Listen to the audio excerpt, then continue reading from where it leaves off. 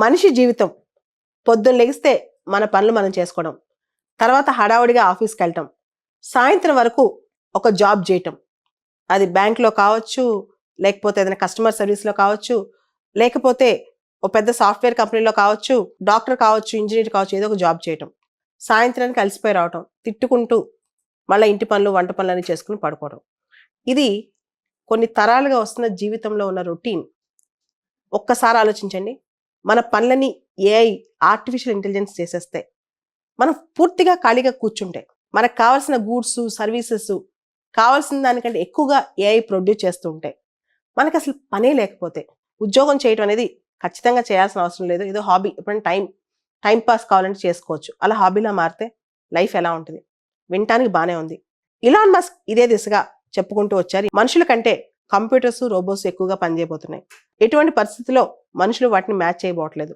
అలాంటి టైంలో human centric jobs, ఏ పెయింటర్సో, సింగర్సో, ఆర్టిస్ట్లో, సైక్రియాటిస్ట్లో ఇలాంటి జాబులు తప్ప మిగతా జాబ్స్ మొత్తం ఏఐ తీసేసుకుంటుంది, రోబోట్స్ తీసేసుకుంటాయి.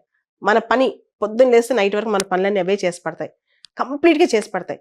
అలాంటప్పుడు మ్యాన్ లైఫ్ ఎలా ఉంటుంది ఆలోచించండి అని చెప్పాడు ఇలాన్ మస్క్. అదే కాదు, ఇలాన్ మస్క్ పేరెంట్స్కి ఒక అడ్వైస్ కూడా ఇచ్చారు, డోపమైన్ మ్యాక్సిమైజింగ్ ఏఐ. అంటే ఇప్పుడు మనం ఆర్టిఫిషియల్ ఇంటెలిజెన్స్ దాంతో పిల్లలు సోషల్ మీడియాకి చాలా చాలా ప్రభావం అవుతున్నారు. సో దీనిలో ఏమవుద్దంటే, సోషల్ మీడియాలో కొన్ని రీల్స్ కానీ వీడియోస్ కానీ చూస్తుంటే బ్రెయిన్లో వాళ్ళకి ఒకటి రిలీజ్ అవుతుందంటే డోపమైన్ అని చెప్పి. సో ఇలా ఇంత ఏఐ పిల్లలకి ఏది ఇష్టం అలాంటివి చేసి చూపించి చాలా మాయ చేసే ప్రమాదం కూడా ఉంది. ఆర్టిఫిషియల్ ఇంటెలిజెన్స్ మన జీవితంలో మనం అనుకున్న దానికంటే కూడా వేగంగా ముందుకెళ్ళిపోతుంది. కొన్ని రోజుల్లో, కొన్ని సంవత్సరాల తర్వాత మనిషికి అసలు జాబ్లే అవసరం లేదు, ఉద్యోగాలే ఉండవు. అయితే మరి మనుషులు ఎలా బతుకుతారు?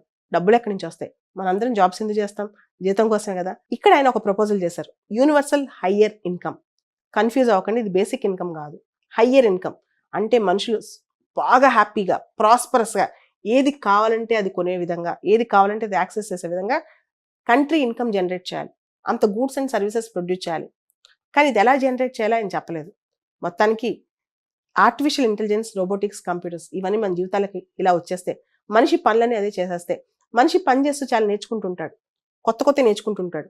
మనిషి పనిలోనే ఇన్నోవేషన్స్ చాలా వస్తాయి. ఇలాంటివన్నీ మనిషి కోల్పోతాడు. తర్వాత మనిషి జీవితానికి అర్థం ఉంటుందా? జీవితానికి మీనింగ్ ఎత్తుకుంటూ మనిషి తనే మర్చిపోతాడు, తను మనిషి అనే విషయం కూడా మర్చిపోతాడు.